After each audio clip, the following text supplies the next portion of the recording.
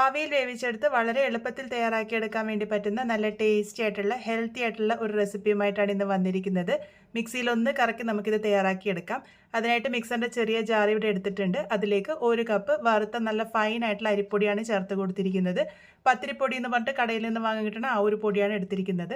ഇനി ഇതിലേക്ക് 125 ഗ്രാം ക്യാരറ്റാണ് ചേർത്ത് കൊടുക്കുന്നത്. ഇത് വേവിച്ചിട്ടൊന്നുമില്ല, പച്ചയായിട്ടുള്ള ക്യാരറ്റാണ്. ഇത് ക്ലീൻ ചെയ്യുന്നതിന് മുന്നേ ഉള്ള അളവാണ് 125 ഗ്രാം.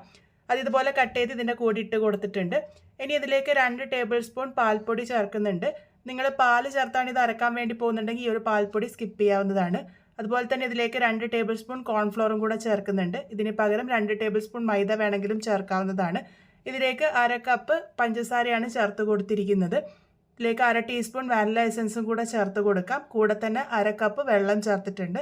സാധാരണ വെള്ളമാണ് ചേർത്ത് കൊടുത്തത്. നിങ്ങൾക്കിത് പാല് ചേർത്തിട്ടും അരച്ചെടുക്കാവുന്നതാണ്. ഇതുപോലെ നല്ല ഫൈനായിട്ട് തന്നെ അരച്ചെടുക്കുക. ചെറിയ ചെറിയ കട്ടകൾ കാണുന്നത് അത് ക്യാരറ്റിൻ്റെതാണ്. ഇതിലേക്ക് 1/4 കപ്പ് റിഫൈൻഡ് ഓയിലോ അല്ലാന്നുണ്ടെങ്കിൽ ബട്ടറോ ചേർത്ത് കൊടുക്കാം. മണമില്ലാത്ത ഏത് ഓയിൽ വേണമെങ്കിലും ചേർത്ത് ലോ സ്പീഡിൽ ഒന്ന് കറക്കിയെടുത്തിട്ടുണ്ട്. അതിനുശേഷം 1/4 ടീസ്പൂണിൻ്റെ പകുതി അളവ് ഉപ്പും കൂടെ തന്നെ 1 ടീസ്പൂൺ ബേക്കിംഗ് പൗഡറും 1/4 ടീസ്പൂൺ ബേക്കിംഗ് സോഡയും ചേർത്തിട്ടുണ്ട്. മുട്ടയില്ലാതെ തയ്യാറാക്കുന്നത് കൊണ്ട് തന്നെ ഇതിലേക്ക് ബേക്കിംഗ് പൗഡറും ബേക്കിംഗ് സോഡയും ആവശ്യമുണ്ട്. ഇതിലേക്ക് 1/2 ടീസ്പൂൺ വിനാഗിരിയോ അല്ലാന്നുണ്ടെങ്കിൽ ചെറുനാരങ്ങ നീരോ ചേർത്ത് ലോ സ്പീഡിൽ ഒന്ന് കറക്കിയെടുത്തിട്ടുണ്ട്. ബാറ്റർ ഈ ഒരു കൺസിസ്റ്റൻസിയിലാണ് വേണ്ടത്. ഇനി ഇത് ഈ ഒരു പാത്രത്തിലാണ് ഞാൻ ഇത് തയ്യാറാക്കി എടുക്കാൻ വേണ്ടി പോകുന്നത്. ഇതുപോലത്തെ പാത്രത്തിൽ തന്നെ തയ്യാറാക്കണം എന്നൊന്നുമില്ല. നിങ്ങൾക്ക് ഏത് ടൈപ്പ് പാത്രത്തിൽ വേണമെങ്കിൽ ഇത് ഉണ്ടാക്കിയെടുക്കാം. ഏത് പാത്രമാണോ എടുക്കുന്നത് അത് ആദ്യം നെയ്യോ അല്ലെങ്കിൽ ഇതുപോലെ എണ്ണയോ നന്നായിട്ട് തടവിയെടുക്കുക. അതിനുശേഷം നമ്മൾ തയ്യാറാക്കി വെച്ചിരിക്കുന്ന കൂട്ട് ഒഴിച്ചു കൊടുക്കാം. കൂട്ട് കട്ടിയായിട്ട് തോന്നുന്നുണ്ടെങ്കിൽ 1 ടേബിൾ സ്പൂൺ വെള്ളം അല്ലെങ്കിൽ പാല് ചേർത്ത് കൊടുക്കാവുന്നതാണ്. കൺസിസ്റ്റൻസി ഞാനിവിടെ കാണിച്ചു തന്നിട്ടുണ്ട്. ഈ ഒരു രീതിക്ക് വേണം. ഇനി ഈ ഒരു പാത്രത്തിൽ 1/4 ഭാഗത്തോളം നമുക്ക് കൂട്ട് ഒഴിച്ചു കൊടുക്കാം. കൂട്ട് ഒഴിച്ചു കൊടുത്തതിന് ശേഷം ഒന്ന് നന്നായിട്ട് ടാപ്പ് ചെയ്തെടുക്കണം. ടാപ്പ് ചെയ്തെടുത്തിട്ട് വേണം ഇതിൻ്റെ മുകളിലേക്കായിട്ട് ക്യാരറ്റ് ഗ്രേറ്റ് ചെയ്തത് ഇട്ട് കൊടുക്കുന്നത്. ആദ്യം ഞാൻ ടാപ്പ് ചെയ്തിരുന്നു. ആ ഒരു വീഡിയോ സ്കിപ്പ് ആയതുകൊണ്ടാണ് വീണ്ടും ഞാനിവിടെ ടാപ്പ് ചെയ്ത് കാണിച്ചത്. അപ്പോൾ അതായത് ഇതിൻ്റെ മുകളിലേക്ക് ഗ്രേറ്റ് ചെയ്ത ക്യാരറ്റും കൂടി ഇട്ട് കൊടുത്തിട്ടുണ്ട്. കാണാനൊരു ഭംഗിക്ക് വേണ്ടിയിട്ടാണ്. ഇട്ട് കൊടുത്തില്ലെങ്കിലും കുഴപ്പമൊന്നുമില്ല.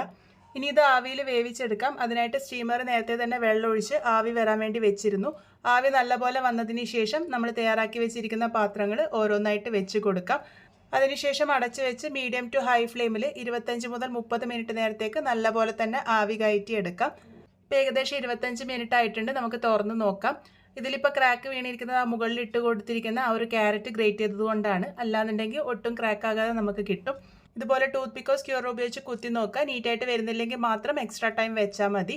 ഇത് ചൂട് നല്ലപോലെ ആറി വന്നതിന് ശേഷം വേണം ഡീമോൾഡ് ചെയ്തെടുക്കാൻ വേണ്ടിയിട്ട്. ഇപ്പോൾ ഇതിൻ്റെ ചൂടൊക്കെ നല്ലപോലെ തന്നെ ആറി വന്നിട്ടുണ്ട്. അതിനുശേഷം നമുക്ക് ഡീമോൾഡ് ചെയ്തെടുക്കാം. അരികുകൾ ഇതുപോലെ ഒന്ന് വിടിയിച്ചതിന് ശേഷം കയ്യിലേക്ക് വെച്ച് ടാപ്പ് ചെയ്യുമ്പോൾ ഈസി ആയിട്ട് നമുക്ക് ഡീമോൾഡ് ചെയ്തെടുക്കാൻ വേണ്ടി പറ്റും. എണ്ണയാക്കിയത് കൊണ്ട് തന്നെ ഒട്ടും പാത്രത്തിൽ പറ്റിപ്പിടിക്കൊന്നുമില്ല. ഒന്ന് ടാപ്പ് ചെയ്യുമ്പോൾ തന്നെ നമുക്ക് കിട്ടും. അപ്പോൾ ഇതാ വളരെ ടേസ്റ്റി ആയിട്ടുള്ള ക്യാരറ്റ് കൊണ്ടുള്ള നമ്മളുടെ കേക്ക് ഇവിടെ റെഡി ആയിട്ടുണ്ട്. ഉണ്ടാക്കിയിരിക്കുന്നത് ആവിയിൽ വേവിച്ചിട്ടാണ്. അതുപോലെ തന്നെ മൈദ ഒന്നും ചേർക്കാതെയാണ് ഇത് തയ്യാറാക്കി എടുത്തിരിക്കുന്നത്.